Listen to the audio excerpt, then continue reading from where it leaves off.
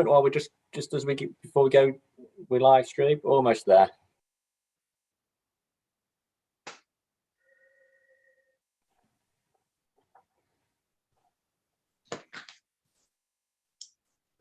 Right. We're good to go? Yeah, I think we're good to go now, David. Thank you. Right. Right. Good evening, members. Welcome to tonight's Select Committee Crime and Disorder of Wednesday, the 9th of December. If we'd like to go straight to it, have we got agenda item 1, apologies for absence, please? Thank you, Chairman. We've had apologies from Councillors Mercer and Councillor Brockbank. That's it, Chair. If you don't mind, I'll take a quick roll call. Yeah, thank you. Members, you know what to do. So starting with yourself, Councillor Staveley. Present. Councillor Brockbank. She's got apologies, hasn't she? Councillor Brown. I'm here. Thank you. Councillor Harbron. Councillor Hull. Councillor Jacquin. Present. Thank you. Councillor Mulby. Present. Councillor Shuttleworth. Present. Councillor Soloway. Present. And Councillor Sutcliffe.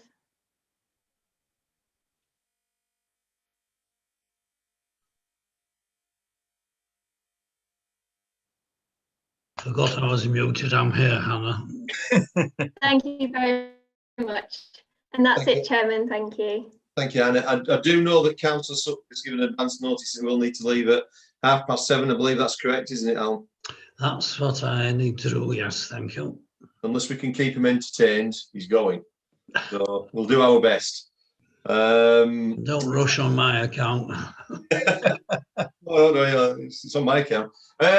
So item 2, minutes to confirm for the meeting held on the 9th of September 2020. Now, I do know that Councillor Jacquin's raised an issue via email. Would you like to raise, is it the minutes that you say are incorrect? Not at all. No, I'd just like to bring to the committee's attention that you were expecting a reply from County Councillor Mackenzie. Which about, we did get. Yeah, and he said, Thank you, Carl. and he said that you'd bring the road safety officer into a subsequent meeting, which she was there, I understand. But Fiona did say she'd go away and look at the query I'd raised about road safety issues on the Wyvern Park development. She commented that the area of children's playground that we had on the planning application was on the wrong side of the major road between the bypass and Carlton Road. But she was under the impression that the children's play area was at the mini roundabout at Carlton Road, end of the development, not the area where it was near the back of the crematorium. If it was at the back of the crematorium, she was not that impressed with having it there. And I'm waiting for planning to come back and clarify whether they've had any chance to speak to her about her clarification. So you're happy with the minutes, but the issue is Fiona has taken on board and she's going to come back to them. She's on the case. Right, excellent. Thank you very much. Yeah, that was the issue that we raised before, Carl, with Don Mackenzie. And after our your presentation, he did actually come back to us with the information we were asking for, so that was good. And obviously, it's given Eric even more food for thought. So, can I have a proposal in a second? You're on the minutes, by any chance, as that's the agenda item we're on.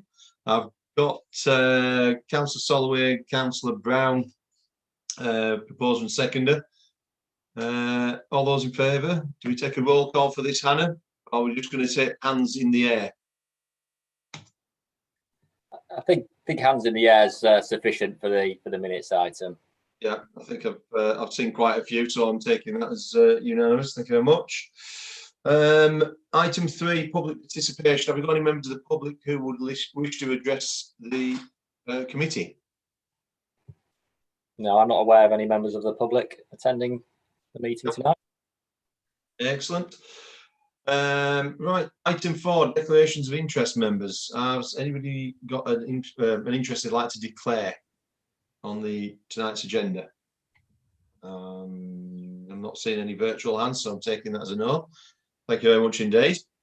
So, the main events. Item 5, North Yorkshire Police Fire and Crime Panel. Obviously, you all know County Council Les, sorry, who's chair of the panel, who gives a presentation, along with, now, Carl, Diane, is she your officer, is that correct? Yes, Diane is our, I don't know what Diane's title is, but anyway, she keeps us right.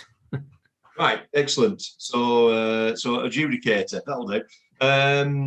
Right, Dan, and then we've got our own council leader, Councillor Foster, who's our representative on the panel, who's invited to attend because clearly he's got nothing better to do tonight. So, if you'd like to, kick off, Carl, please. Yep, thank you, David, and thank you for inviting us to come once again on our annual visit to you to talk about the report. I mean, I think my introduction to this is going to be extremely brief. I mean, hasn't it been a strange year? One of the benefits of the strange year is the fact that crime has been down, and your police inspector, no doubt, will talk about that in due course. Only now is it starting to get back to sort of pre-COVID levels. But the police have been doing an excellent job, not necessarily fighting crime, but actually helping the rest of us to fight COVID. And we've all been dealing with COVID. All public servants have done brilliantly. Councillors have done brilliantly, whatever council that they're attached to. And of course, we couldn't do it all without our volunteer network as well. You've got the report, David, in front of you. We're here very happy to answer any questions. Very pleased that Councillor Foster is with us, because I'm going to divert all the questions to him because he is your representative, not me. And it's nice to have a Craven representative with us for one of these annual visits to you. It's Diane's report. You know, it's not my report, it's in my name, but Diane writes it. I don't know if Diane wants to sort of make any points about any highlights in it, and then we'll be delighted to answer questions and be held to account by your committee. Thank you very much, Carl. Diane. Yes, well, I mean, obviously, Councillor has just given you a really brief introduction, and members, you have the report. I think just to echo about it being a strange year, and so for the panel, it's just been about finding ways to continue its business really in strange times and maintain contact with the Commissioner. We've had a couple of live broadcast meetings now in the last couple of months, and really as it's been the final year of this current Commissioner's tenure as Commissioner, the panel has really tried to focus its business around a couple of key areas. So that's reflected in the report. So particularly around performance in the force control room of the 101 non-emergency service and the 999 service, around budgets, and you'll see there's a mention around precept early this year, because the panel has a role in agreeing the council tax precepts for both the police force and for fire and rescue service now. So again, looking ahead to budgets, particularly with the impact of COVID on both those services, that's going to continue to be of interest to the panel the next few months. And we've continued to take regular reports around county lines about twice a year. That's really had some profile the last few years. And obviously, last but certainly not least, COVID-19, the impact of that on both fire and rescue and the police service. And we're continuing to take that as a standing item for the next few months. So we only have a couple of meetings left with the current Commissioner. So as I say, business is focused around those areas, and it has been over recent months, really. So I think I'll leave it there, Chair. And obviously, we're happy to take any questions between us. Right, thank you very much indeed. We've got Councillor Hull has just arrived, fashionably late. dare I ask, Guy, I think we should possibly just check if she has any declarations of interest before we carry on, just to Yeah, cross the yeah, T's and dot the I's. yeah, Councillor good Hull, idea. have you got any declarations of interest? Unmute yourself, please.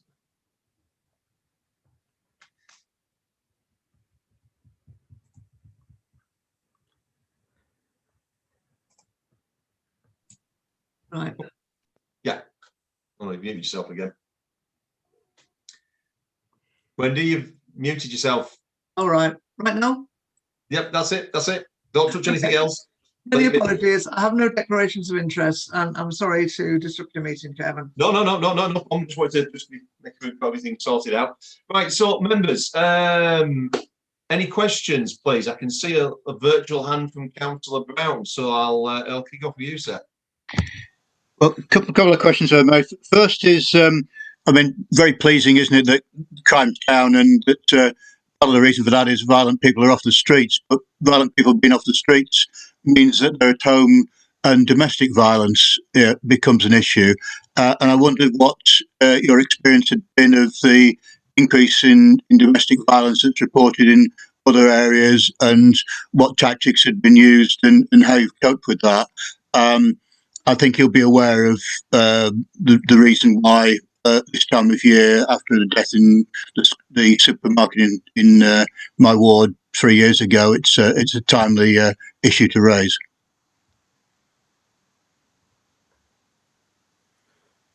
I'll raise the other questions separately. Okay. Do you want me to answer that one, David, straight away? Yeah, please, Matt, as well. Yeah, we'll take them one at a time. They can get quite wordy, Councillor Brown's questions, you know. Yeah. I mean, let me remind you that we hold the Commissioner to account. We don't hold the police to account. She holds the police to account. What I would say is that this has been a key area for the Commissioner, and I congratulate her on what she's done with the Home Office, and has actually got a considerable amount of money, about £500,000, I think it is, to actually go into that, strengthening that part of the police service.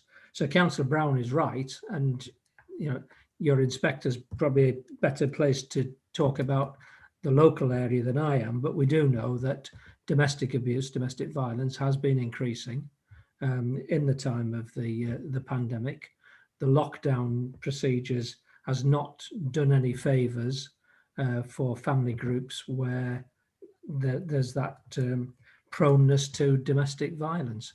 But Julia has done a cracking good job in getting more money than I've ever seen coming out of the Home Office for domestic abuse. Councillor Brown, have you got another part to your question? Yeah, that's a very helpful answer. Thank you, Carl, and thank you to Julia for those actions. I know she's not here, but you know, somebody can pass on those things. The other one is a more political question, but it's one out of ignorance rather than with any political intent. Could somebody explain to me how the Police and Fire and Crime Commissioner interacts with the mayor arrangements under the new under either of the new models? Because I admit to being, and this is not to make up a confusion, I admit to being somewhat confused as to how it works going forward. Yep. Again, I'm happy to answer that one, and then Councillor Foster might want to say something, because clearly we're on different sides of a divide. But at the end of the day, if a combined authority comes about with a mayor, the mayor takes on the responsibility for crime and disorder. So the mayor, in effect, becomes the Police, Fire and Crime Commissioner. What then usually happens is that the mayor delegates that to somebody else, not a political appointment, not a political election. And so the mayor would have a deputy mayor responsible for police, and it could be police and fire. I don't know if Richard wants to add anything to that. No, I mean, whichever model it's chosen, it will be the, and if we get a mayor, it will be the same system. Otherwise, if we don't get a mayor, it will be as is now, which will be a Police, Fire and Crime Commissioner. So We haven't been promised a mayor yet. We've been told we might get one. Checks in the post. Yes, very good. Right, members, are there any? Can I just make one other point about? Right, yeah, no, go on. That, you know, Julia's not here, so would we make sure that we pass on that message? Well, what we do after every time we visit a district council, we prepare a report and give it to the next panel meeting, and Diane will be doing that. So we will make sure that those congratulations are built into the report. Well, thank you, Carl. So, members, any more questions? I've got Councillor Soloway. Thank you, Chairman. Just a remark, really, that this pandemic it caught everybody sort of on the hop, and my very much, and I'll say this to Stacey when she attends, that the role of the police in how they've dealt with the pandemic and how they've done is just, I think, is being magnificent, seeing as they've had to deal with lots and lots of mixed messages and people who misinterpreting those mixed messages. I actually think that the police, fire and crime commissioners nationwide have been very good at adapting to the pandemic. And I don't say that, you know, I think that's a sort of blanket thing really around the country. They've all had to just cope with the fact that there was a lockdown initiated very, very quickly. There was guidance very, very much put out very, very quickly and changing all the time. I don't envy their job, actually, because, and I actually think that areas where they've had police and crime commissioners have probably done better. I don't know, maybe I'm wrong here, but probably done better in terms of being able to reactively and proactively police than areas where they've got directly elected mayors in charge of the police as well as everything else. Maybe I'm wrong here, but it seems to me that areas where they've had a separate police and crime commission, they've been able to be more flexible and able to be not having to, you know, take their eye off the ball so much. They've been totally focused on policing and fire. And really, I can't praise the police enough, really, in this pandemic. I think they've had a really difficult job to do, and they have been in the front line. There will be officers of the police who will have contracted COVID in the line of duty, and you know, they're frontline and key workers, and I can't say any more than that, really. Thank you, Councillor Solway. Could I ask, reform of the complaint system, which obviously our police, fire, crime commissioner has taken what would appear a slightly more proactive role in compared to others. Is the sense that that's worked well, or have the figures been skewed to the point where it's difficult to say, or what's the sense from the panel? Yeah, I'll let Diane talk about the logistics of it, but I think because it's been a strange year, we haven't seen a particular increase in activity or whatever. You say that she's taken a more proactive role. Actually, she's still the only police and crime commissioner in the country who has actually taken on complaints. She's one of only 4 police and crime commissioners who have taken on fire. So she is sort of at the front of that. I don't know the numbers on the complaints. We did get a report at the last meeting. It suggested that it wasn't a problem, but she was just setting the unit up. I think my big concern about it is that whenever you have a complaint, inevitably some people aren't satisfied with how that complaint is handled. So somebody is going to complain to the commissioner about the police, and that complaint may be substantiated or it may not be. And if it's not substantiated, then they're going to complain about the commissioner not handling the complaint properly.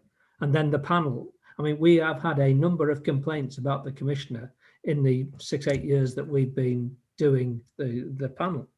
I just worry that we're going to have even more complaints about the commissioner because she or whoever follows her on, and it could be a he or a she afterwards, will then dissatisfy members of the public who've complained about the cops and not had the answer that they expected to get.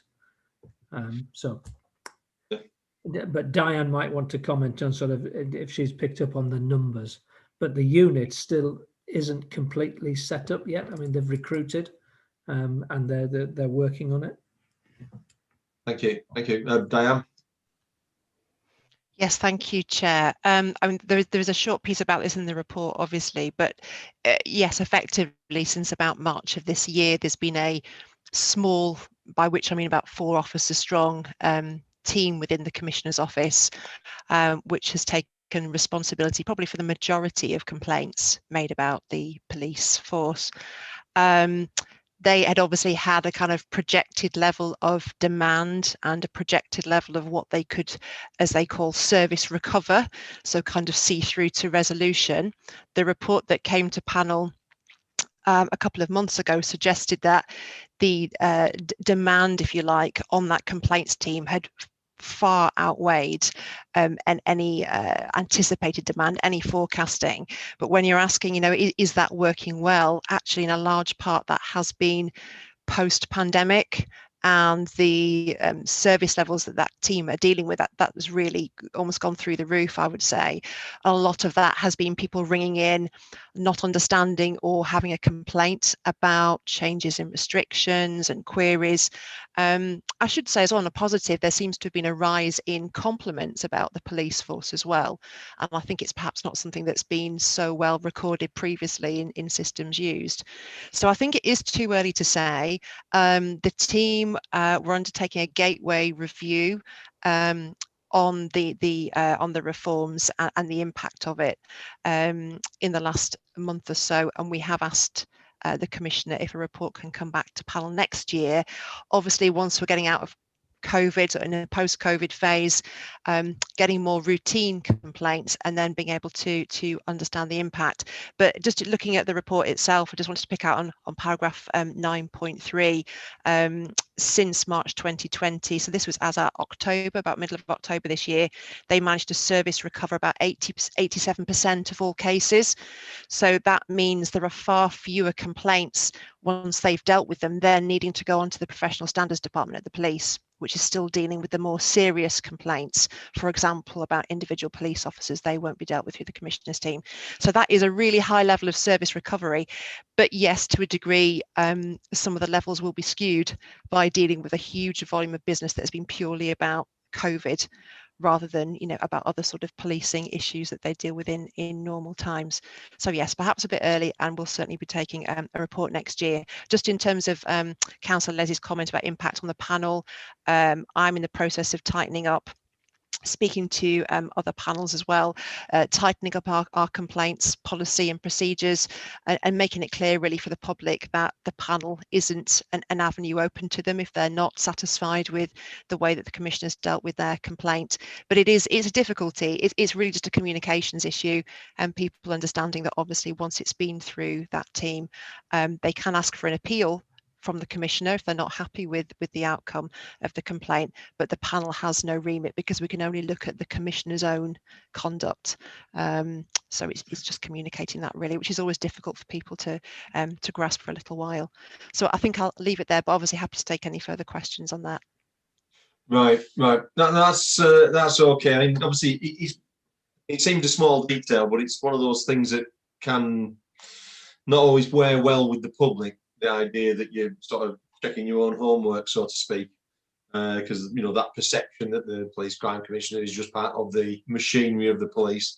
So, but no, it will be interesting once we get into sort of slightly more normal, conventional times, where we can sort of get some figures that you can actually work with, just how that develops. But obviously, there may be a different PCT in place, or PCFC, whatever it is anyway, in place by then. Right, I have got Councillor Hull on. I've got Councillor Jacquin after that, who doesn't know how to use his virtual hand. Councillor Jacquin. I believe I did have Councillor Brown, but I'm not sure if that's a dormant hand raising from earlier. But right, so I'll take Councillor Hull first, then Councillor Jacquin, then Councillor Brown. Right, thank you, Chair. And apologies again for missing the presentation. Clearly, it's been quite challenging from the questions you're hearing. forgive me if my point sounds a bit off beam, therefore. Obviously, a lot of my own local understanding of crime and prevention and so on really comes from listening to the reports that they get at the Settled Town Council. And that tends to be a description of things that have happened locally, obviously. It just occurs to me in hearing particularly Diane's remarks that perhaps some of that report could be contextualized a bit, so that, if you like, in relation to equivalent towns, areas, etc., some of the information you're exploring there, Diane, about good, bad, etc., would really help us locally to understand how we are or aren't performing relative to the rest of the patch. So forgive me if you've covered that, but it just occurs to me that that might be useful to explore. Thank you. David, Diane might want to say about what she does about communications from the panel. Yeah, if that's okay. Hi. Yeah, so well, just in communications generally, I mean, obviously we do these sort of briefings to district councils. We have a communications plan for the panel as well, which we've worked up with the communications team at the county council. So in terms of local context, I suppose that's about reaching out when we're having meetings, and certainly pre-COVID when we've been in specific areas and trying to sort of target kind of local groups of interest and issues.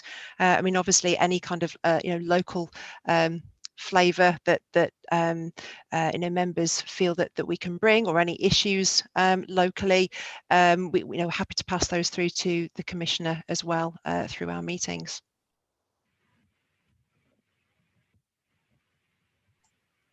Oh, shout at me as well, Wendy, if you want. Just come back briefly on that. I say it's more about understanding whether the performance in many areas, such as Settle, one of them bigger towns really, is out of line seriously in a good or a bad way. I think it'd be really important for residents to understand that, if possible, from that report.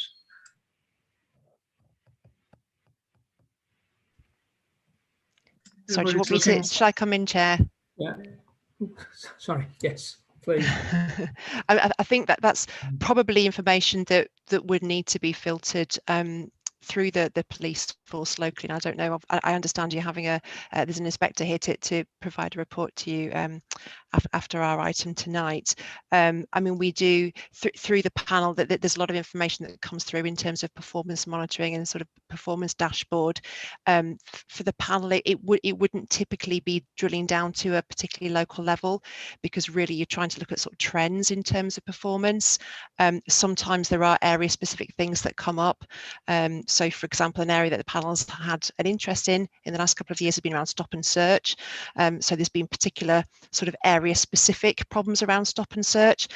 So apologies, I'm not sure if I'm really assisting. I suppose what I'm saying is I think some of the data that you'd be looking for on a local level, it will be best communicated through the police, and probably by through the local inspector, really.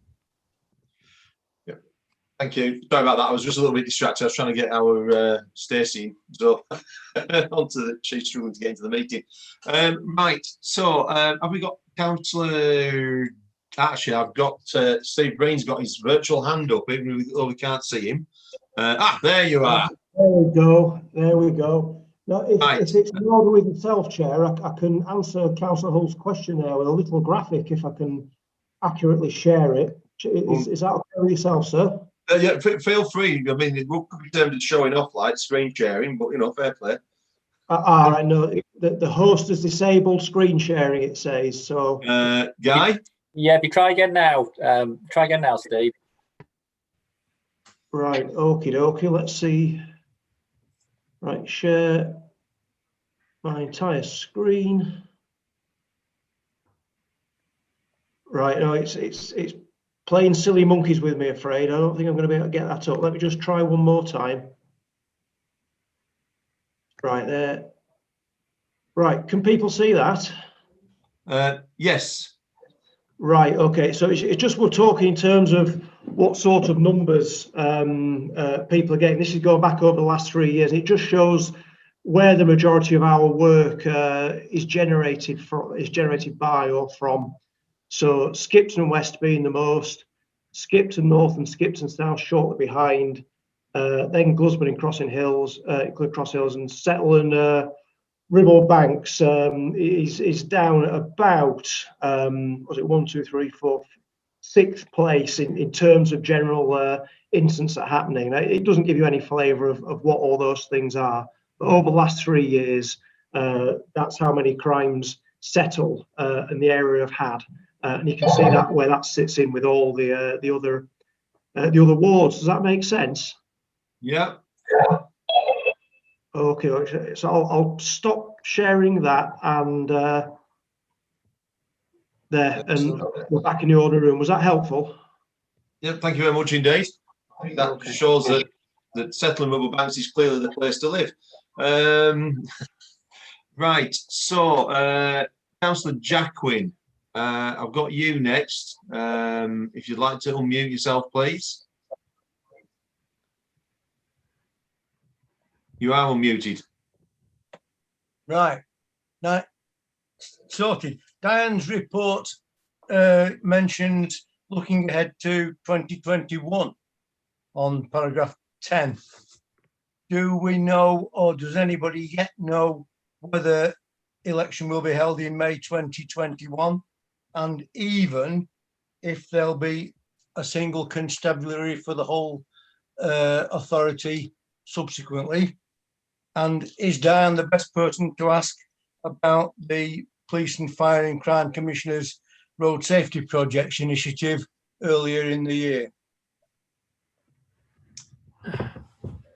Diane might want to answer about the AJ1 project, so Richard and I can probably answer it as well. Thank you. Our understanding from the Home Office is that the Police, Fire and Crime Commissioner elections will go ahead. Right. They may be the only elections going ahead in May, but the Home Office have said that they definitely want that election to go ahead, bearing in mind that they've already been deferred once. Yes. And I didn't quite understand your question, Councillor Jacquin, about the one a police force for the whole area. Well, I'm not sure if there's going to be 2 local authorities. There may be 2 constabularies. No. Right. Thank you. Constabularies are completely separate from local authorities. Thank you. No. And just to agree with that, I think that's one of the few things. Sorry, Richard. Just to agree with that, I think that's one of the few things we've definitely both got the same story out of government, not is the fact is that there will be Police and Crime Commissioner elections in May. Yeah. It may be an all postal ballot, but that hasn't been decided on yet. Very interesting reading. Well, it's a concept coming out of Cabinet Office at the moment. Yeah. Right. It depends on how bad the pandemic is leading into May. Yeah. Yeah. But apparently we're on sunny uplands by Easter, so I think that's what gets used, isn't it? Got to get through Christmas first. Absolutely. Absolutely. And then Christmas. And then a bit about AJ1. I think the money that was raised was about 420,000, wasn't it? Selling the old number plate. And Julia ran this competition where people could bid into it. I think it was severely oversubscribed, as you might expect. But I do know that awards have been made, because in my county council division, a group of villages coming together have actually been offered some money, subject to them match funding it to buy a vehicle activated sign. So I don't know if Diane or Richard have any further information about the AJ1 project. I think I would have said as much as you said, actually, Carl, on that one. I know that there's been some information promoted by the Commissioner recently. It might be on her website, if we can perhaps find the link after this, which talks about some of the projects that have been funded as a result. Yep. Right, thank you. I think that covered everything. Councillor Foster's got anything to add to that? No, that's fine. Councillor Brown next. No, he's changed his mind again. Right, fair enough. Any other members got any issues they wish to raise or questions they wish to ask about the report? Yeah, I'm taking that as a no then. Right. Well, I think at that really, we'll leave it there. Thank you very much indeed for your attendance, virtually speaking. I don't think there's anything really more that we can say because the councillors have worn themselves out asking all those questions. But we'll look forward to you coming to us again in a slightly more conventional times, hopefully. We should look forward to that, David, and thank you again for inviting us and for your courtesy while we're with you. Yeah, I can only apologise that you don't get the benefit of a drive through our beautiful countryside to get to Craven District offices, but anyway, a walk from one side of the house to the other will have to suffice. Yeah, and then find my usual parking space amongst the bins. Well, needs must. No, that's great. Thank you very much indeed, both of you. Appreciate it. See you all, and Thank you. If we don't see you before, have a Merry Christmas. You too. All the best. Carl. Bye. See you later. Thank you. Bye-bye. Thank you. Right. So, members, we've got local policing, item 6, local crime overview and priorities, and that is presented by Inspector Steve Green, who's our new representative on Craven. I know him myself, and he's familiar with the patch. He's been doing missionary work clearly in other parts of Yorkshire. Back to God's country now. So, Steve, whenever you're ready, if you would like to give us your presentation, if as such, or the members can ask questions. I will do now. Can you hear me, Chair? My video looks to have frozen. I don't know if you can see and hear me. I can hear you, yeah. I can hear you, yeah. That's if that's any help. I mean, can all members? I take all of the members can hear. Okay.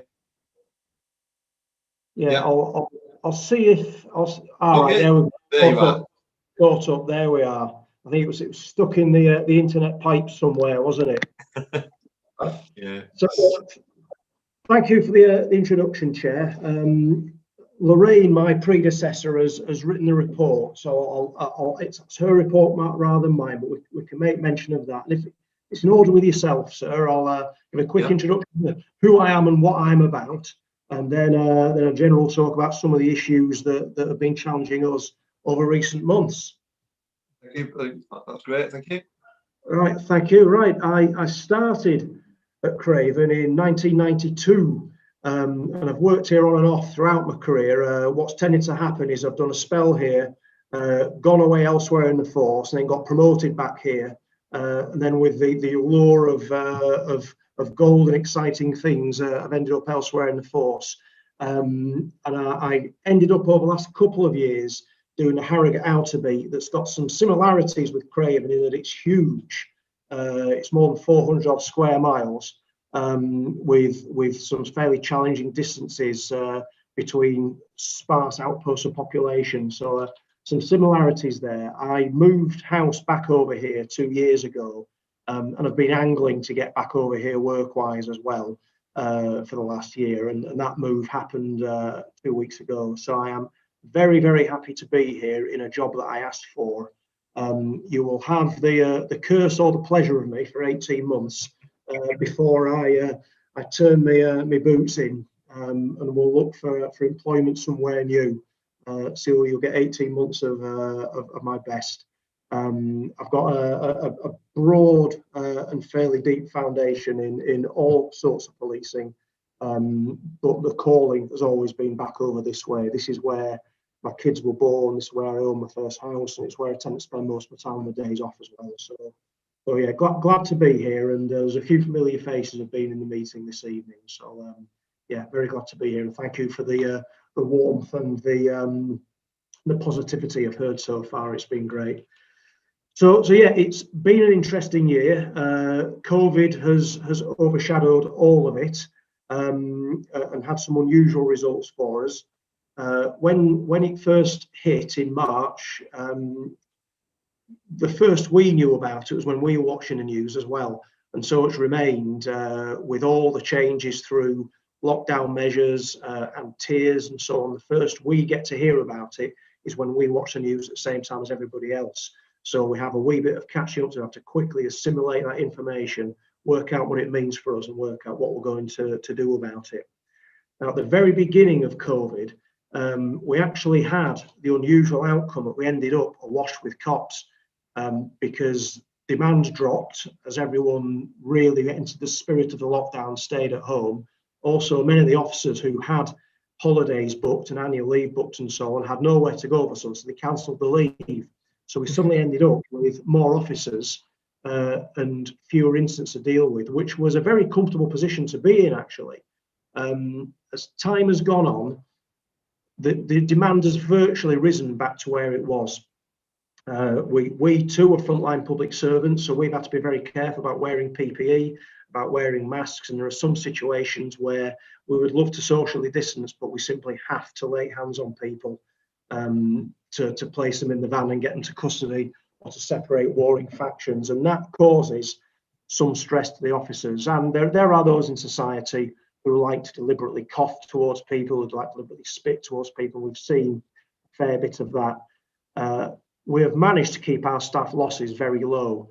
Throughout the building, there's PPE, there's sanitisation points. We have to wear masks while we're walking around in the buildings. When you see officers out in the vans and so on, if there's more than one of them in a van, they wear a mask because we need to protect our capability and our resilience in dealing with incidents that occur for us. To give you a bit of a flavour of what we've faced, I worked on the Bank Holiday Monday in May, sorry, and this was when lockdown was in full swing. People were beginning to get quite frustrated at being stuck indoors with very little to do, and the weather was absolutely glorious. And we got a call out to Freshfield Quarry. And my father-in-law was foreman up there for about 30 years, and he dug over his career what became known as the Blue Lagoon over this summer, which is the quarry pond or the quarry lake, which people were coming from miles around, and I'm talking from Newcastle, from Manchester, from Oldham, from Leeds and so on, to have a day out and swimming. And it got put out over social media as being the Ibiza of the North, and people came in vast numbers to swim in Freshfield Quarry Pond. Now, when we talk and do you know what? It was gorgeous. When you went up there, had a look, it was actually, it is a beauty spot that people locally will go to, and it is a gorgeous place to be. And if you're stuck in a city and everything's shut, people are desperate to get out and have a day out with friends or a day out with family. Now, ordinarily, I'd walk my dog up at Freshfield Quarry and I'd find between no and 3 or 4 people up there on any given day. It's not very well attended. When I arrived at Freshfield Quarry on the afternoon of the May bank holiday, my estimate is there were between 3,500 and 4,500 people there. And that was simply by counting the cars and multiplying it between 2 and 5, which is how many was in each. And all of them had picnics, many of them had booze, many of them were in groups. Very few of them were actually breaking any laws. By this time, the movement, the travel restrictions had gone. It was just the groups restrictions had gone. And what we saw to a great degree was groups of young people or groups of families desperate for a trip out. There was a knock-on effect to it in the roads were snarled up with cars parked. The locals of Freshfield were absolutely inundated with traffic and with people, and there was tons of litter deposited there that people brought, and used to maybe going to municipal parks in the summer in the cities where people will come and clear up after them. They just left loads of litter. Now, that was something that was experienced all over the country. I remember seeing a news report about Brighton Beach that day, where 300 tons of litter had been left in a day. So what we're experiencing, although unusual, it was a phenomenon that was happening all up and down the country. So ultimately, when I got there with a sergeant and a couple of PCSOs, there was nothing we could really do to resolve the immediate issue with thousands of people and loads of vehicles. So what we then had to do was proactively try and preempt this happening again, and start working with local stakeholders like the quarrying company, like local councillors and local interest groups to try and stop it happening again. So the pond was drained, the gates were reinforced, and local people went and cleared up all the mess. They took ownership and as stakeholders and where they live and tidied it up themselves. And we did a media campaign and so on to try and stop that sort of thing happening. And there's been similar all over the place, be it at Bolton Abbey, be it at Burnsall, be it at Horton and Ribblesdale. This is something that has happened a lot. It's tailed off as the weather's deteriorated and winter's set in, and it's something we can expect to happen again as we move into spring and into summer, and that's something we need to try and get ahead of and work with councillors, work with local authorities, and work with locals to try and find some sort of resolution to it. We did make ourselves very busy to begin with when there was a travel and the association restrictions. North Yorkshire issued more tickets than any other force, including the Met, that's 15 times bigger than us, because the cities were emptying into rural areas and we had a lot to go at. As time went on, the legislation changed frequently and became more complicated and more woolly with exemptions and options for people. So we went from being the highest issuers of fixed penalty tickets for unnecessary travel. When the masks regulations come in, we have to date issued no tickets whatsoever, and that's due to the complexity of the legislation. Although what we are seeing is a great level of compliance. There are very, very few people not complying. It's points of percentage when you go into shops and so on. The tiers issue has been interesting. There's been a great deal of talk on social media about police checkpoints on the border with West Yorkshire and so on. I can say categorically that's not been happening. Because again, as has been mentioned, tiers are guidance rather than legislation. So what we tend to do is we shy away from intervening where there is actually no law to back up the finger wagging that you're issuing. So there's not been any enforcement of tiers. However, social media has done that work for us to a great degree, with huge amounts of conversation about police heavy-handedness and fascist states and stuff like that. But we actually haven't done anything. Everyone's scared themselves rigid about it. What levels of compliance there are, I don't know, because I say it's not against the law, and people can legitimately travel in and out of our tier 2 area from our adjoining tier 3 areas for purposes of work. But what we try and do is to reinforce a message that everyone can read all over the newspapers, all over the TV, all over the social media, through engaging and encouraging and explaining people to abide by the hands, face, space rules, just to try and remind people it's a serious thing, which most do. And our next task with COVID is the mass vaccinations that started yesterday. The Skipton or the Craven site will be Skipton Hospital, and the mass vaccinations start on Tuesday. So it's 3 days of vaccinations starting on Tuesday and to be repeated in 3 weeks' time. And my task tomorrow is to meet with the people who are making that happening to check on their security and safety while they're doing that. While there's absolutely no indication of any crime or disorder, there is a monetary value to the vaccines that are going to be there, and there's a public confidence and public reassurance value as well. So I'll be doing a security survey with the movers and the shakers from the NHS tomorrow to make sure everything's in order. As a spin out from COVID, crime and demand certainly dropped in the first few weeks by about 90%. So we had huge dips in everything across the board, and gradually that's risen back up to normal levels. As I was discussing with the NHS today, they asked me what it looked like from a policing point of view.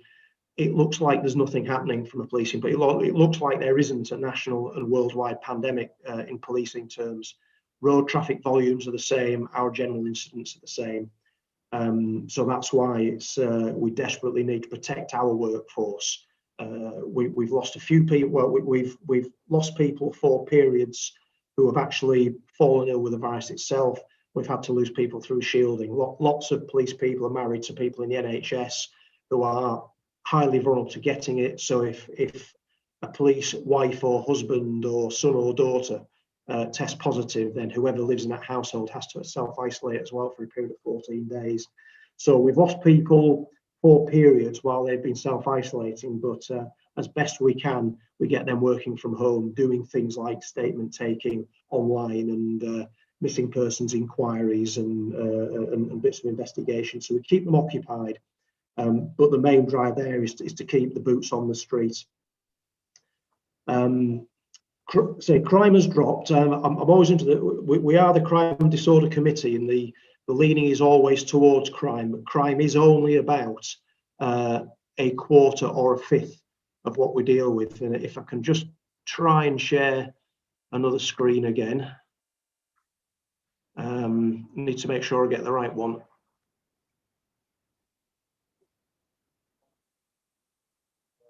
No, that's the wrong one. Get rid of that one.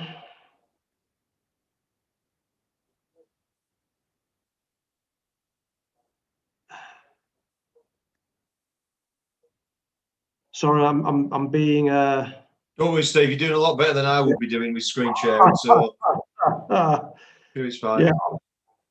Right. I'll try one more time. I'll. Right. No, it's not there. It's disappeared. It's disappeared. But I was just going to show you today's incident numbers. It's been a quiet day today, with it being dark and dreary and cold and so on. At the beginning of the meeting, I had a quick look, and we had 20 incidents that have occurred today for Craven, and 4 of those were crimes, and 1 of those was a drugs crime, which we tipped up by stopping and searching someone. So yeah, crime is actually quite a small amount of the actual workload that comes to us of what the public brings into us. But I'm conscious of the impact that individuals' crime have on individual victims. The focus I've had, as you'll see from Lorraine's report, has been Operation Burn, which is the aggravated burglaries on the Wild West border around with West Yorkshire and Lancashire. We've had some success with that. The main perpetrator of that are behind bars at the minute, so we've actually not had a relevant crime for about 2 weeks now, which is good news. And I'm also very interested in thefts of quads in the rural areas. Now, while as a force or a national priority, it might be seen as of low impact because people generally aren't being hurt, people aren't generally being at risk of injury, whatever. It affects people's livelihoods to a significant degree. So I'm working very hard at getting everybody's gaze around me, the PCs, the PCSOs, and so on, focusing on doing something about that. And to that end, when I finish here this evening, I'm donning my yellow jacket myself, and I've got 8 people out whose duties have rearranged to get out into the dark of the county. So I've got a team up around Grassington Beat, a team around Cross Hills and Cowling Beat, and a team around Settle and Ingleton Beat, just going out today with the rural watch groups, just being visible to detect and deter those that are coming out here to cause us bother. So we generally feel quite on top of things at the minute. COVID has issued us challenges, which I think we've flexed, adapted, and risen to the challenge. There's no doubt been frustrations, and there will be again, particularly when we get to our beauty spots like Bolton Abbey. People are going to descend in numbers. So I have a bit of an information campaign that I need to run with both visitors and locals alike to try and manage that so that it causes the least impact as possible. And that's going to be my plans for the new year and the spring and the summer. I think that's probably about it for a freestyle information dump, Chair. Is there anything else that you want from me or that any councillors might want to ask? Well, I mean, thank you for that, Steve. Much appreciated. Appreciated sort of your report. And I mean, it's very difficult circumstances as we sort of keep sort of talking about because of COVID. We normally would be bending your ear about how some figures might have gone up from the previous year. Well, we don't really have the luxury of a normal set of figures to compare with. So clearly, it is a change, as you've sort of highlighted. It's been a different set of challenges this year.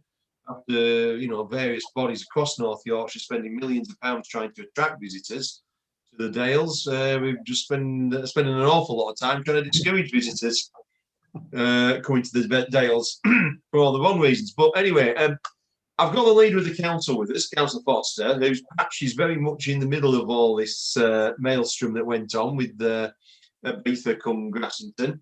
If you'd like to hand over to Councillor Foster, he's got a question first. And then after that, any other members, if you've got any questions, please raise your virtual hand. I think the question's been answered, but it was really to thank Steve and the place. Have been fantastic throughout the pandemic and the subsequent trouble with the visitor numbers. We've got a WhatsApp group now that most of the parish chairs and stuff are on. So if there's something going on in an area, it can get reported. Right, Bolton Abbey, right at Wharfdale, which real big help on those days. He's right. There's been a great response from the volunteers and the public as well, getting out there and sort of helping the police. And I was really pleased to hear that Steve, even new inspector, is still keen on keeping the rural watch going. I think that's a vital thing for our community. And it's great to see that you're out and about with them as well, because they do a lot of good work. They enjoy doing it, I think, as well. But it is that case. So, no, thank you very much for all the help we've had through the summer. It's been much appreciated, and I'm sure you'll be there next year if we start experiencing similar problems on those warm, sunny days. Absolutely. I'm going out tonight to meet the Rural Watch, just to give them a bit of support. So I think it would be good for them to see someone with a bit of rank just going to give them that support. So I'll do that. And I'm just going to boost my local bona fides again, Councillor Foster. I used to beat with you upon Grimouth Moor. I know you did. I still go. Yeah, I've lost touch with Graham now, but I might re-establish that when I'm now that I'm back out here. I'll tell him I've seen you. I'll see him tomorrow. Fantastic, thank you. Right, when you meet the Rural Watch, whatever you do, don't use the word vigilante. You get a little bit sensitive about that one. But they do a fantastic job, it has to be said. Now then, I've got Councillor Brown next, please. Yeah, a couple of things. Firstly, thank you for people have made about the work you've done. Particularly appreciate the work done on Connolly lead mines and similar things of people arriving to do off-road biking around a dangerous area, and it was appreciated that you keep a closer eye on that. The one issue I'd like to alert you to keep an eye on in the year ahead is crime on new estates. In Connolly, I've got 2 new large significant building estates, and we've got a lot being built across Caven. And what our experience was is inside a month of both of those new estates being occupied, we had serious high-end motor theft sort of attempts or success in the village. And that span over to some later repeat crimes on other properties in the village because they'd found out where we were. I really suggest that a close eye is kept on any new estates that are built, and patrols are stepped up shortly after they're occupied. Yeah, that's a really valid point to make, that, and it's something that we were very concerned about when I was over Harrogate way, but hadn't given much mind to over here so far, Councillor Brown. So yes, consider that flagged, and we'll look at that.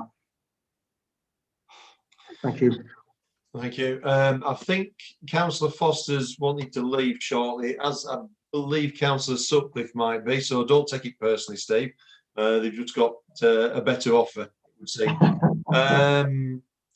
One thing that, I mean, obviously you've clearly stated that the tier advice doesn't actually come into statute as such. We can't stop people from moving around. But one thing that I know it did pop up during lockdown, and I have noticed them again now.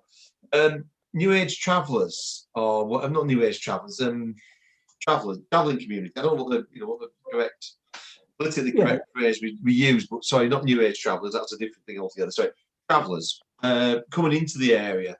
I mean, what's the view on that? Because clearly they're effectively settling in the area, which is a little bit different to passing through it, isn't it? If they sort of come and set up camp, it's like moving from a tier 3 area to a tier 2. What's the police's view on that?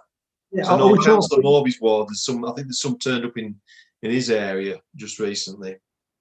Yeah, are we talking sort of Irish traveller gypsies and the like? Yeah, in old money, yeah. Right. Right. Okay. I'll give my view rather than the police view, because I don't know if there is a police view, because it's not something I've heard of so far. And to say Councillor Morby's got an issue. What's the specific issue there in terms of numbers and how long they've stayed and so on? Yeah, well, it's just, as I say, I think it's just the fact that there's a group moved in, it would seem. And as I say, it's this suggestion that if it was a family moving into a second home, coming from a tier 3 to a tier 2 area, that would technically not be considered correct, although it might not be breaking the law. Councillor Morby, what's your experience with this? I mean, I think they've only just recently turned up, haven't they? I think I saw them on the road to nowhere, so Waterside Lane. That's the one. In between Long Preston and Hellyfield. There has been somebody up on the moors, a proper farrier actually, but because he didn't bother anybody, I only got to know about it because somebody told me. But I have seen this covered wagon, gypsy wagon, down on Waterside Lane this week. But I am, apart from seeing it, I haven't had any bother at all. No. Yeah, I mean that probably sort of paints a picture there. Really, if they're not causing any bother, then I imagine we'd leave them alone.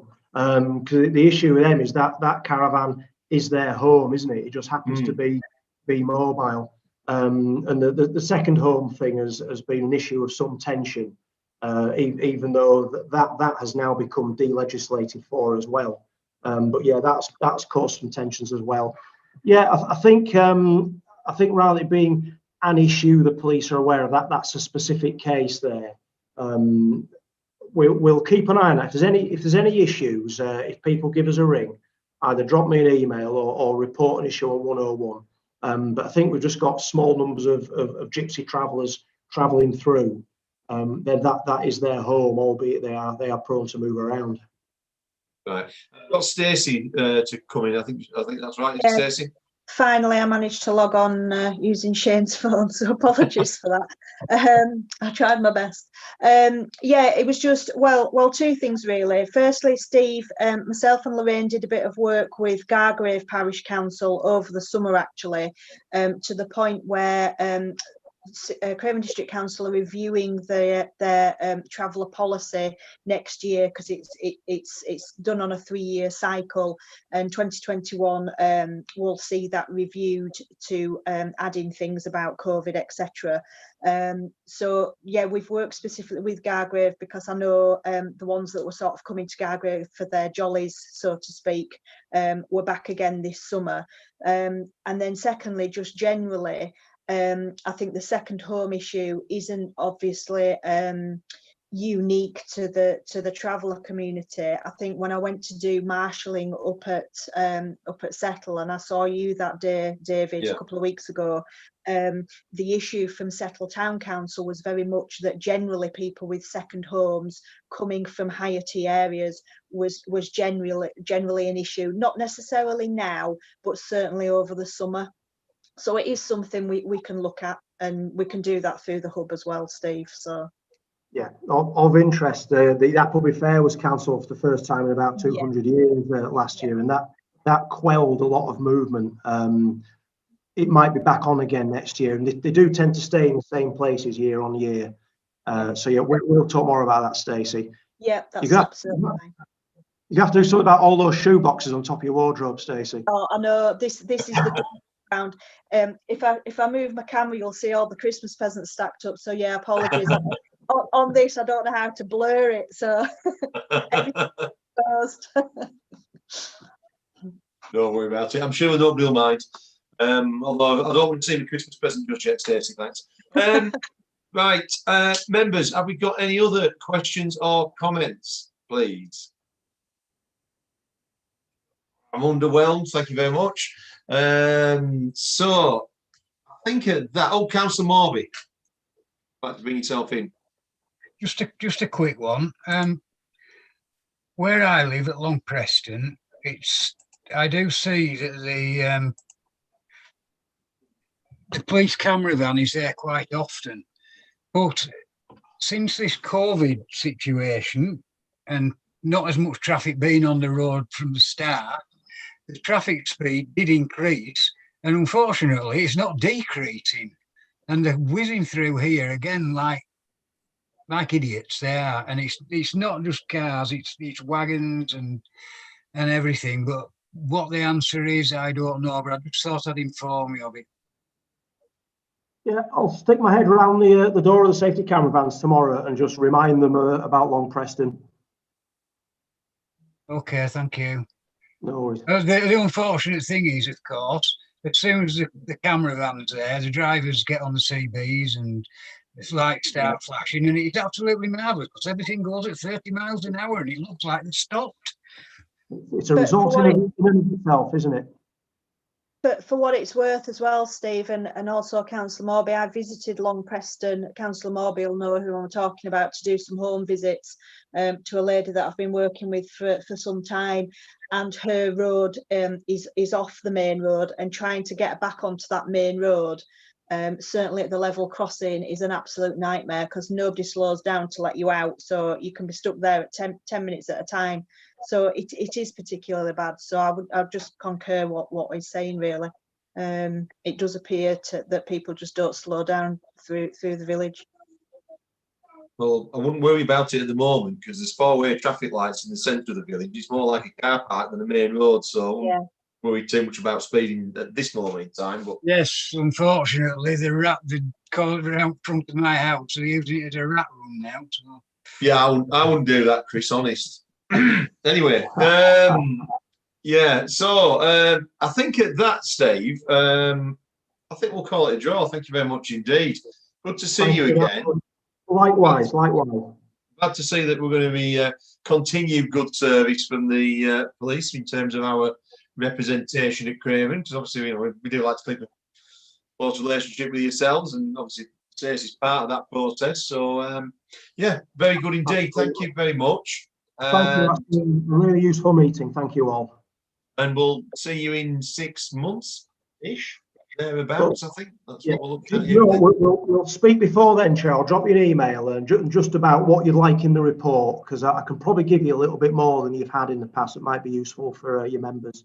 Yeah, no, that's fine. I mean, as I say, you know, obviously we'd like to be able to see what trends there's been and so on. We are but simple folk, so, you know, try and keep it, you know, fairly straightforward for us. But as I say, if anything's ever raised at a meeting, we are quite happy for you to come back to us written. You know, we don't sort of expect you to be able to answer everything just off the hoof. Some of the questions that councillors ask can be quite detailed, and sometimes it's more appropriate for those to be privately answered rather than in the course of a public meeting that's been streamed on YouTube. So at that, we'll let you go. Thank you very much indeed. Thank you very much indeed. Cheers now. All the best. Take care. Right then, members.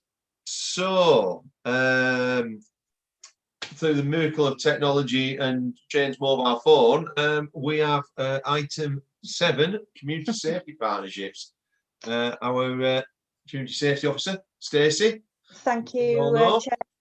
I'll hand over to you. So I've updated my report with what I think is relevant information for members to know about, and just to further add to the extension to the public space protection order that was put in place or renewed on the 16th of November. I'm happy to report, or unhappy, whichever way you want to look at it. I've sent out a further 7 letters to people who are still frequenting that area. In fact, on one evening, I believe there was sort of a bit of a rave cum party going on, but it was all reported, and the police kindly came and moved them on. It's interesting that actually one of the individuals is currently just about to receive his 3rd letter. I tend to think that actually he's the instigator for a lot of the people being told to use that area as a place to gather. So he's getting a more heavily worded letter, shall I say, this week. So all in all, you know, the extension's in place for another 3 years. It protects that area. Unfortunately, it doesn't protect the speed and other vehicles using it during the day up Rectory Lane or even down the Bailey. But we, you know, it's our land is the car park, so that's where that's the only place the order can cover, unfortunately. And then just following on from pretty much what Steve was saying about being a high visibility within the district, I've been going out to areas, certainly continue to work with Skipton Town Council and more recently with Settle Town Council to do what's been called COVID marshalling, really, put on a high-vis jacket and just speak to members of the public who may have questions, not just about COVID or social distancing measures, but just anything in general. And, you know, it might be seen as a bit of a jolly, but I think people appreciate the presence out on the streets, you know, just continued reassurance, really. And if, you know, if they do bring anything specific about certainly licensed premises, which has come up, then I can obviously take that back to the officers that can deal with that. There've been quite a few cases, actually, I think 2 or 3 public houses that have had quite severe warnings and possibly even fines given for flouting the rules because of the tiers that we're in and allowing people to drink when they don't serve food. So yeah, it's just about having that visible presence, reassurance, and yeah, working closely with licensing and environmental health. And then obviously this time of year I've been doing quite a lot of work with the food bank as we would any other year, but obviously referrals for assistance for food, as people have certainly been furloughed. There's been an astronomical amount of referrals made through them, so we're doing our bit through that as well. And really, you know, without labouring the point, unless there's any other questions from my report, that's pretty much business as it is currently, Chair. Right, thank you very much. Eric, one of these days you are going to learn how to use your virtual hand, you bad man. But in the meantime, I've got Councillor Jacqueline and then I've got Councillor Morby.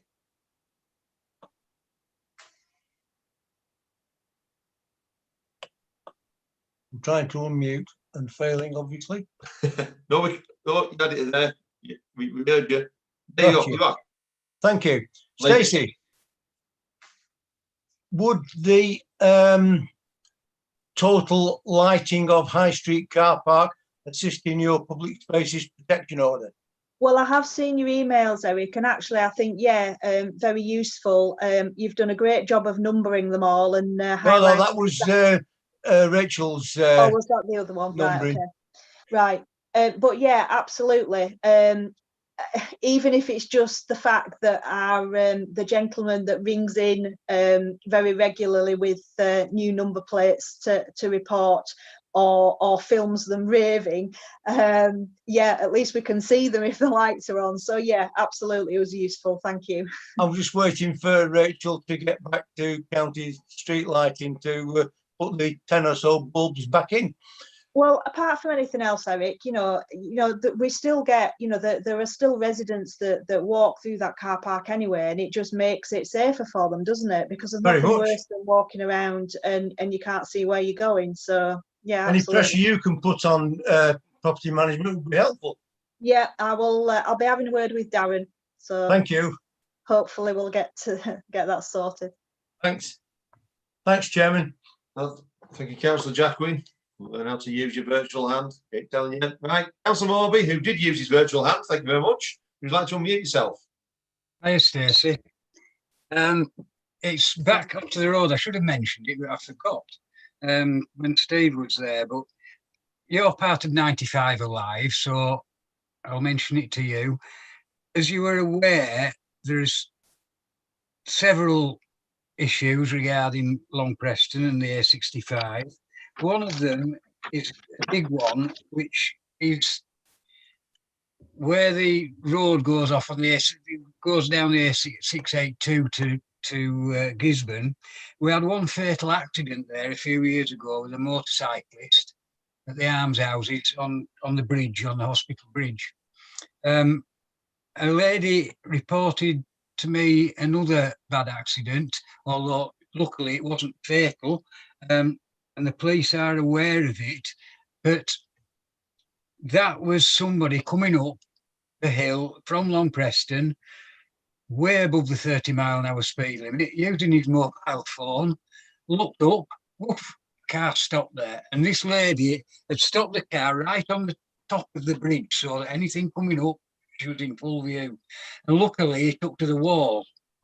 But if it had hit the back of the car, then she'd some children in the back. But the main issue is that I do remember our county councillor telling me that there was a lot of money to be spent with safety on the A682 regarding North Yorkshire County Council. There's never been anything spent, and yet this is one of the most dangerous roads in England or the UK or Europe even.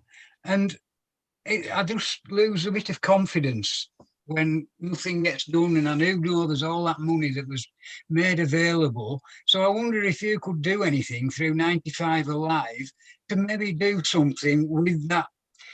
I do know that when they get to the bridge end, as you're aware, they come across the junction and that's it. They just think it's open territory again. And I was just wondering if 95 Alive could do something to help this situation.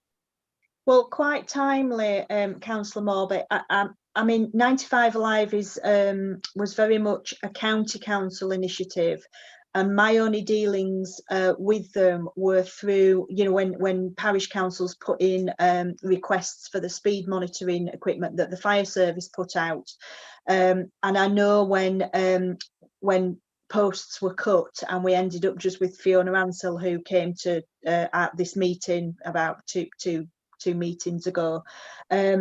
We have a road safety meeting next Tuesday, I believe it is. Now, bearing in mind, I've got 4 different meetings that cross over at similar times next Tuesday.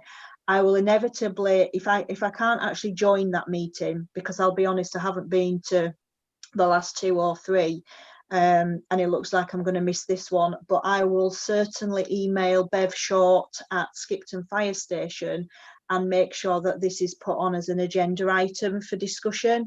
I don't know the pot of money that you're referring to, unfortunately. So if you have anything on an email that I can refer back to, so that it looks like I know what I'm talking about, and you know, possible amounts or what it was specific for, then I can look into it further, because I can certainly ask the question, but I've got no knowledge on it at this time, I'm afraid. All right, thank you, Stacey. Okay, I'll try my best. Unfortunately, I have a feeling all the emails I had, especially with Councillor Mackenzie at North Yorkshire, of course, have gone onto laptops, and I have a horrible feeling I lost a lot of emails.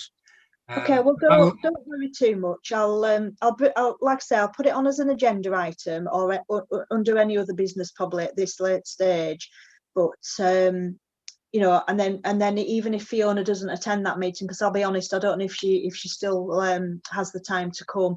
But certainly the minutes will be forwarded to her, so she can have a look at it for you. Okay, well, Councillor Richard Welch knows all about it. Okay. And just to confirm, this is the A682, the Gisborne Road. It is, yes. Yeah. All right. All right. Thank you, Stacey. Thank you, Chairman. Right. Thank you, Councillor Morby. We've got Councillor Soloway next. Thank you, Chairman. I mean, we've talked a lot about the involvement of the police and various agencies in dealing with this pandemic. I'm hopefully going to find a time to talk about it next week at the full council meeting, but an unsung group of people have been people who've stepped up to volunteer and do all kinds of things, support people who are vulnerable, shielding people in the community. It has exposed the level of people who are vulnerable anyway. And what I'm really pleased is that this community safety hub have worked really well, seem to have worked really closely with volunteers, and quite a lot of the volunteers have said to me, I didn't know that place existed. I didn't know we had a community safety hub. Isn't it wonderful what they do down there? Isn't it wonderful how much help they've been given us and how much they've pointed people in different directions when they've been, you know, because very often volunteers will go and do some shopping for someone or do some prescriptions, and an alarm bell will ring and they'll have to get back to somebody else and think, something's not right there. Who should I refer it to? And it's been a really steep learning curve for a lot of volunteers to do it. And the support that they've had from not only officers at Craven District Council and beyond, but the community safety hub have stepped in, and we've been people have been very, very impressed by the work that's been happening there, and that's fed back to me definitely. I think our army, Carl Les touched on it tonight. The volunteers that have helped people through this pandemic, and I think that they are very much the unsung heroes as well. And thanks to the community safety hub for making contact with them and for allowing them to make contact with you. I really, very impressed by that. Brilliant. Thank you. Thank you, Andy. That means a lot. Thanks very much, Councillor Solway. Have we got anything else from members? Any more questions or issues you'd like to raise? Yeah. Well, I can say that I actually, as Stacey mentioned earlier, I did actually see her in Settle, along with Jane Grace, one of our local PCSO, that's yeah. And yeah, I mean, I felt vastly reassured. Personally, I think it does. Joking about it does. Yeah, it does. I think it does give people a sense that there is something going on. I mean, particularly in my part of Craven, we have got older communities, and I think it does give them some sort of reassurance. There has been a sense of a part of the world that's been under siege throughout the summer at certain times, as has been highlighted. A very extreme example of Ratchington Quarry, but that's not necessarily the only incident by any means of the word. I mean, we're all familiar with places like Hortley, Wibblesdale and Stainforth Force, and I'm sure other members have got places in their patch that are the same. So yeah, thank you very much indeed. Stimulating work. It's been done well, as you say. It's really coming into its own throughout this pandemic, and it's far from over now. So we've still got a long way to go, I'm sure. As Councillor Les pointed out, we've got Christmas to get through yet, and whatever that's going to present. But hopefully we'll all be come out on the other side in one piece. So, members, if you have nothing else anymore, I'm not seeing any more indications. We'll let Stacey get back to her evening. Thank you very much indeed for your attendance. Eventually, you might want to update, check your, if it's a council laptop that you're using. Yeah, well, we've been using Teams, Chair, and I think it's just, I mean, it worked last time perfectly well. Guy suggested maybe logging out and logging back in again, because I've had it open since today's work, having it on all morning. So maybe that was it. I would check for updates. Check for updates, because there's been a big Windows update. I mean, I've done all my machines in my offices, and right. Quite often that seems to. I'm more prepared next time. No, look, one of them things. It's sod's law. It'll happen like this. I'm surprised IT didn't throw a spanner in the work and tell them that they were going to start doing an update at some point in the middle of the meeting. Like they have a habit of doing. But anyway, thank you very much indeed. We'll leave you to it. Thank you. Bye. All right. Right then, members. So that's gone fairly well. Item 8. Any other items? I don't think I've got anything that I particularly feel we need to sort of bring up. I suppose the thing is to do item 9, which is next meeting. Guy, Anna, whoever. Well, we've not agreed the schedule of meetings, the calendar of meetings for the next municipal year. That will be likely presented to the council meeting in February. But we normally have 2 crime disorder meetings. So I think one's sort of July time, late June, July, and then obviously one in December. So it's to be advised, I think is what I'm saying. Yeah. I think June might not be a bad shout, really. It sort of works out midway through the year, doesn't it? And we'll have got through whatever committee reorganisations we go through by then. I don't know. It doesn't sound like we're going to be getting elections anytime soon, but we'll just see. You never know. Right. So that, members, thank you very much for your attendance. Much appreciated. We've gone all that long walk from the living room to the spare bedroom or whatever.